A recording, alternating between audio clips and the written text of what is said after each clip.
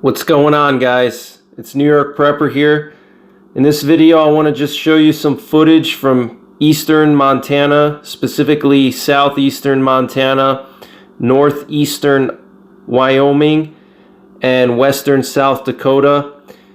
I drove from Deadwood in the Black Hills of South Dakota all the way to Billings, and I filmed the footage along the way. So I want to just show you guys in this video what southeastern Montana looks like. And it's an extremely sparsely populated area, unlike one I've ever seen before. I've been to Arizona, I've been to other secluded remote areas of the United States, and I haven't seen anything like this, like what I saw in eastern Montana. I mean, you can literally go 200 miles between towns. And so I recommend you guys do this drive, but I would not do it in the winter time, because in the winter time the roads are icy, and I actually skidded out doing 55 miles an hour down a mountain slope, and I fishtailed. There was actually one car that was stuck in the ditch in the same area where I fishtailed. It was actually a Hummer, believe it or not. But luckily I was able to correct the fishtail and straighten out my car, and that's just from years of winter driving experience. Another thing you want to always consider if you're doing any kind of driving in the West is Indian reservations. So here in the East we don't really have that many large Indian reservations, but out West the Indian reservations are quite large. Some of them are the size of Connecticut or Rhode Island. They're quite big. So when you drive through some of these reservations, they have laws that, the reservations have laws that you're not allowed to stop. If you're driving through a highway that goes through the reservation, you're not allowed to stop for any reason at all. Some of them have even had illegal checkpoints where they were stopping motorists. Even if you're on a U.S. highway, they were stopping people that were passing through the reservation and turning people back due to COVID. There's been a lot of shootings and murders and drug deals at these reservations. Specifically, the two reservations you see here on the map, the Northern Cheyenne and the Crow Reservation, actually had a state of emergency in 2019 due to lawlessness. So you always want to carry some type of personal protection when you're going into these areas where there's large Indian reservations. Montana happens to be a gun-friendly state, so I carried my pistols with me when we were driving through there. Because you never know if you break down in one of these reservations, or you get a flat tire, car overheats, you slide off into a ditch. You don't know who's out there in these reservations. Some of these reservations have huge meth problems. There was a woman at a gas station in Broadus, Montana, the last town before the two big Indian reservations, that told us that there were daylight shootings and murders and kidnappings in these reservations that we drove through, which we were totally unaware of that. So I was just really glad that I had all my stuff with me. That's why it's important to always be prepared when you travel. Always carry spare water, spare food. So if it's the winter time, you should have winter survival gear, okay, warm clothing in case you're stranded on the road for a couple days and it's frigid outside. And especially in these areas in eastern Montana, you're talking about hundreds of miles of nothing, all right? No infrastructure. The distances between the towns, you're talking about 50, 100, 200 miles between towns, okay, where you can fill up on gas. So you always want to keep your gas tank full before you head out, and you always want to fill up gas as often as possible, even if you're at like half a tank or 3/4 of a tank. If you see a gas station while you're driving, stop and fill up, because the distances between gas stations is really long, and you can easily burn a half a tank of gas just going from one town to the next. And always keep in mind that they don't call it the Wild West for nothing. The weather is wild. The people are wild, the Indian reservations. So you got to always come prepared if you're doing any kind of trips like this, any kind of road trips through desolate, remote areas. And so the trip that we took in this video that I'm going to show you is highlighted in red. We started out in Deadwood in the Black Hills, and we drove across eastern Montana, southeastern Montana on Highway 212, which you see highlighted in red. We passed through Broadus, and then we went through the Northern Cheyenne Indian Reservation and through the Crow Reservation, where we jumped onto I-90 near Crow Agency, which happens to be the headquarters of the Crow Indian Reservation. And then we jumped onto I-90 and we went from Crow Agency to Billings, and we stayed in Billings one night. We were going to go further into Montana, but the weather was just too bad in the winter time and too risky, so we stayed in Billings one night, and then we turned back. On the way back, we went down I-90 rather than through Highway 212, because Highway 212 is extremely remote and isolated, and we decided it would be better to go on I-90. We wouldn't have to go through those reservations as much, and there's more people on the road, so if something happens, you know, somebody can help you, you can hitchhike or whatever. But if you break down in southeastern Montana on Highway 212 and you're in one of these reservations, you could potentially be in trouble. All right, so stay tuned, guys, and I hope you enjoy the footage. All right, guys, so we're leaving Deadwood, South Dakota.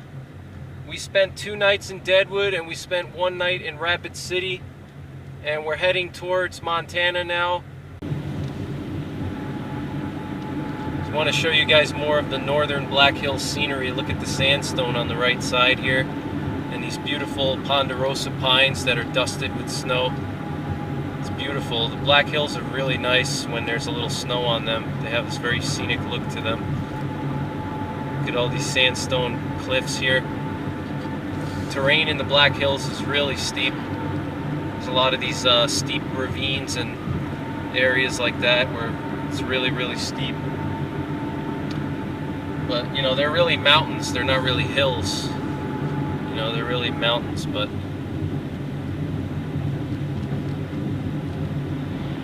look at this sandstone over here.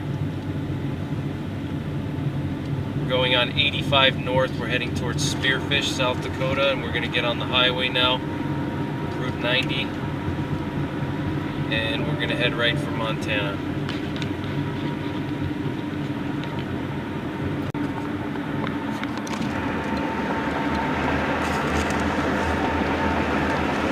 Look at these beautiful buttes over here, guys. It's like being in a Western movie. It's really pretty. I feel like I'm in a Western John Wayne movie or something. This is amazing. It's really, really pretty here. That.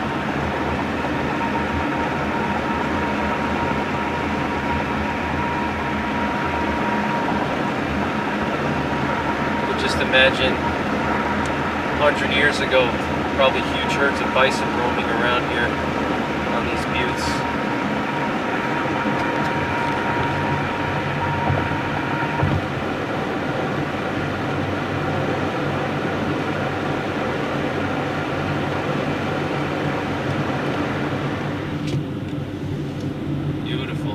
Typical South Dakota terrain, the western side. They call South Dakota's called, they split South Dakota into 2 sections. They call it East River and West River. West River means the western half of South Dakota, that's to the west of the Missouri, and the East River is the eastern half, and it's really the eastern half of South Dakota that's really resembles Iowa. It's just flat farmland, and that's where the winters are really terrifying. And the blizzards. In 1 mile, turn left on I-90 West. And the blizzards are really terrifying in East River. That's where we got stuck. But West River is a lot better in terms of winter driving. As you see, there's no snow anywhere, and it's actually pretty warm for. It's only 29 degrees outside, so it's not too bad. But absolutely beautiful terrain here, guys. Beautiful. We're just getting on the highway here, I-90. I just wanted to pan over and show you guys the northern Black Hills, the foothills to the Black Hills. You see the mountains on the left here. That's the northern edge of the Black Hills. Hopefully you guys can see that. I'm trying my best. And continue on I-90. So, beautiful area here, guys. Very beautiful state, South Dakota. Awesome state. Except the blizzards. Blizzards suck here, but other than that, it's a gorgeous state.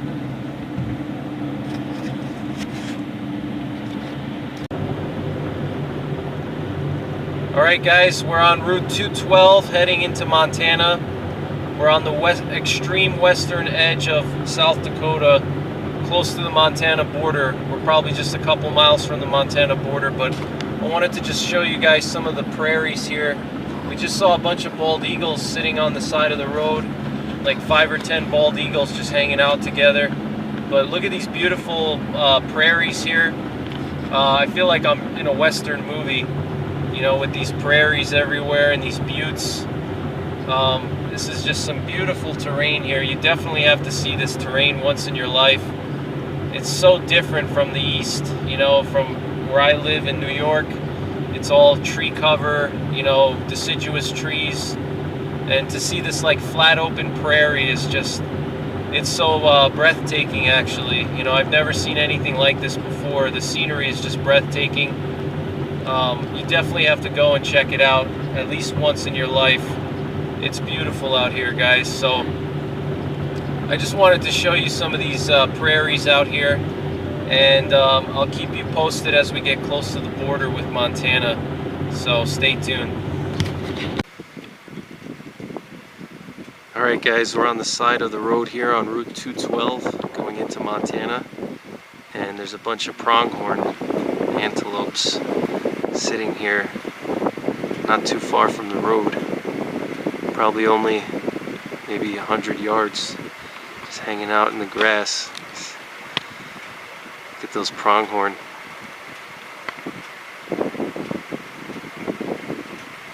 Just sitting down. Look at that.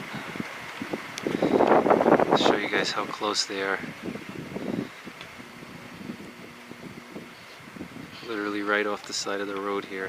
This is right on the border with Montana. Look at that. Pronghorn antelope. They live in these grassland areas. They run very fast. Very good eyesight. Beautiful. Definitely won't see these in New York.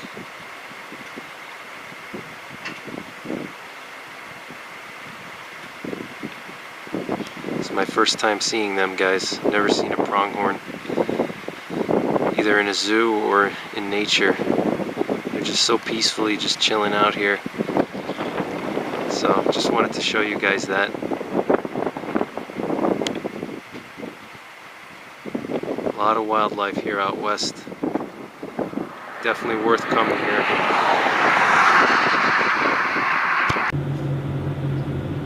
Alright guys, we're in Wyoming now. We're going to be driving through Wyoming for a few miles on Route 212. And I wanted to just show you guys some of the scenery here. It's more of this flat prairie, dry. We just saw a bunch of antelope on the side of the road. More antelope. I filmed some of them, but there was another group of antelope right off the side of the road. You know, just maybe 100 yards off the side of the road, you could see them clearly. And it's just really pretty scenery here. It reminds me of a Western movie. It's just really gorgeous, very unique. So I wanted to just show you more of that scenery here.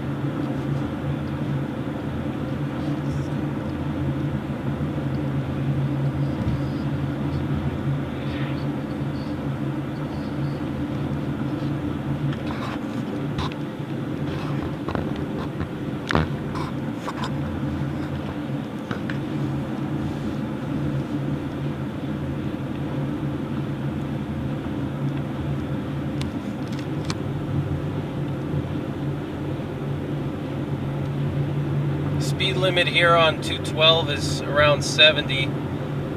Some areas it slows down when you get closer to towns. You could also take Interstate 90 to get to Montana from South Dakota. And Interstate 90 passes along the Bighorn Mountains. But we're kind of crunched for time, so we took 212 because 212 is a little bit more direct and faster route. You save about a half hour to an hour on 212. But 90 is definitely also very scenic. You get to drive along the Bighorn Mountains, which I think the Bighorns go up to like 14,000 feet. So, but just wanted to show you guys more of the terrain here in the west. Look at these plains here. Beautiful.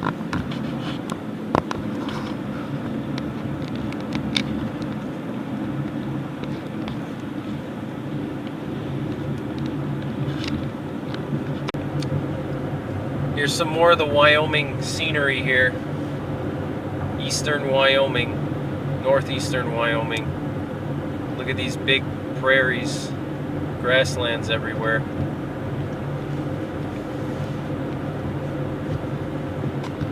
Look at that.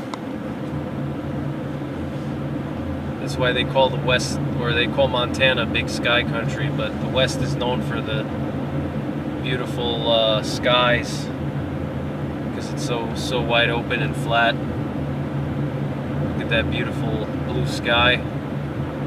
It's about 32 degrees right now. Gorgeous day to drive. We just passed by some kind of Air Force installation, like a little outpost. They had some satellites and radar dishes set up. Not sure what that's for, but it's pretty interesting. But look at this crazy scenery here, guys. This is absolutely crazy.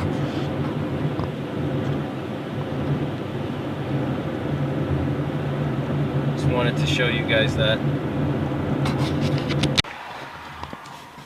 Alright guys, we officially made it to Montana. Look at this sign here, Montana. Check that out. Officially made it to Montana. And the terrain here is just crazy. It's very sparsely populated here. But stay tuned for more of the road trip. Alright guys, we're in eastern Montana. This is one of the most sparsely populated areas in the entire United States. And as you can see, there's literally nothing out here but grassland.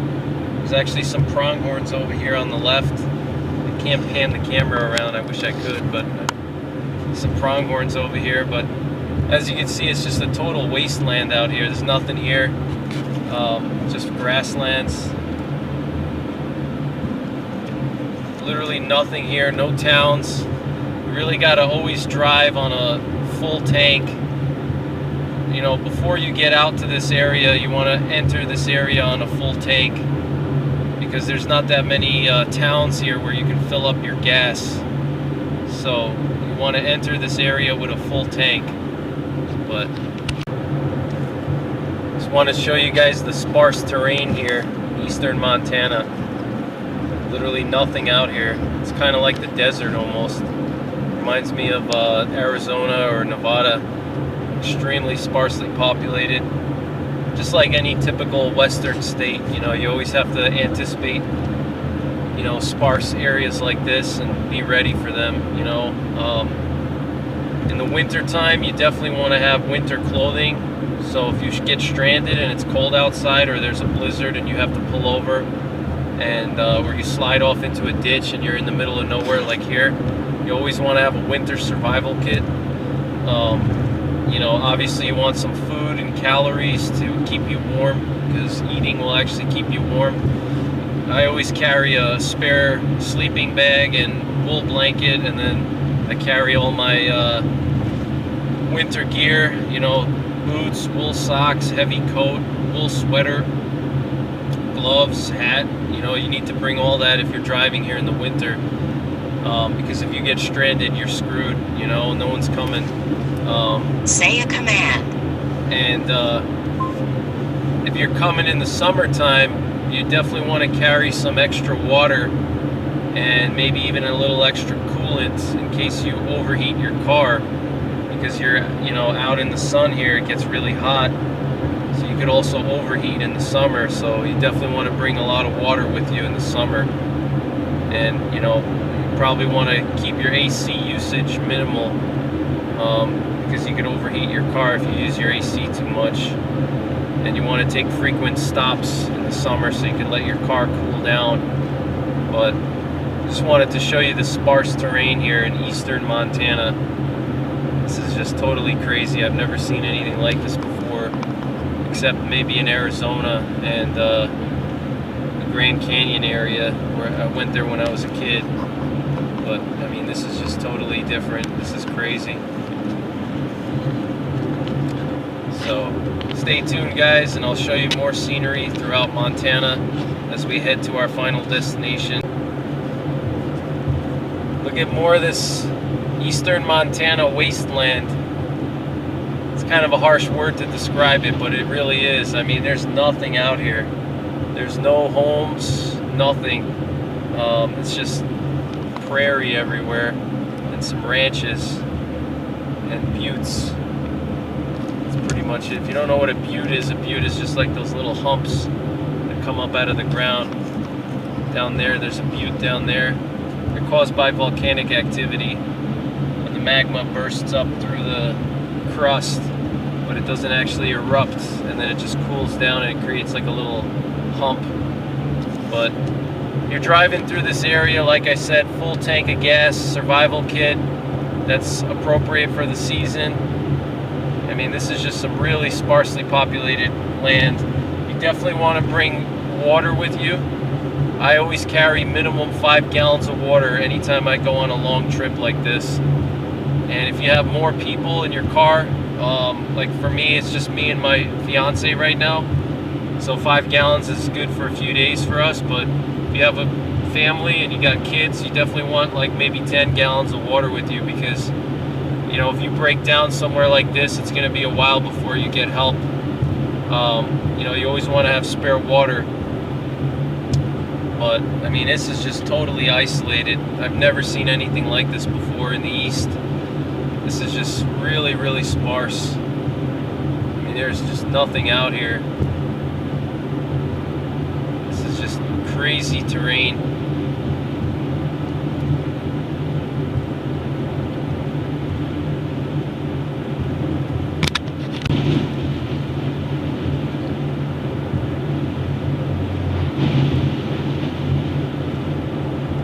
Another thing too, when you're driving on these roads like this, when you don't have a divider in between, when the trucks are coming down a road like this, you're going to get hit with a big gust of wind and it's going to blow your car. So if you see a truck coming on the opposing side, make sure you clench your steering wheel tightly so you don't lose control, because it's a pretty severe blast of wind when they pass you.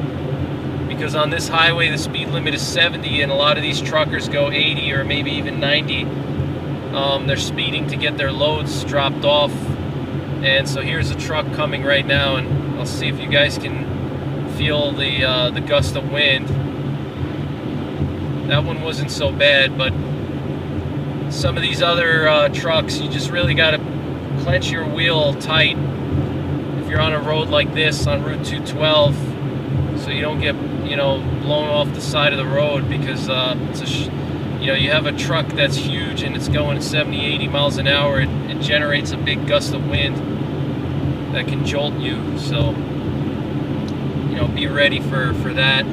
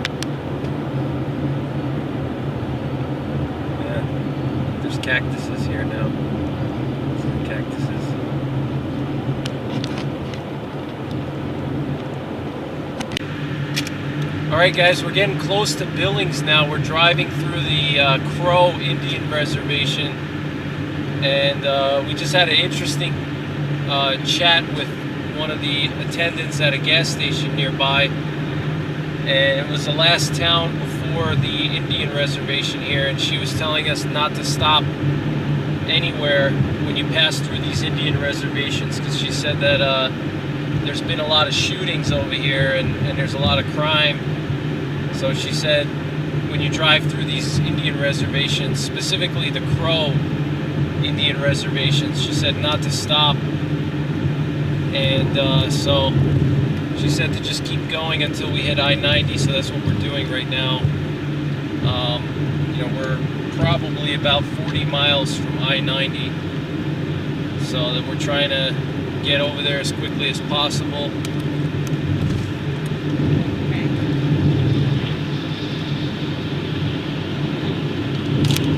But I wanted to just show you guys the scenery here. It's beautiful western forests and hills. Reminds me of a western movie here. It's really nice.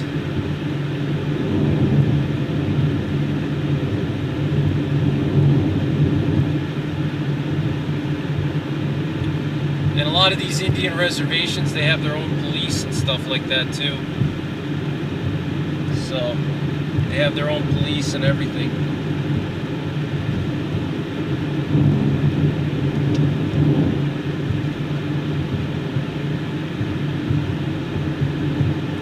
There's a big meth problem in Montana because of these reservations. A lot of meth on these reservations.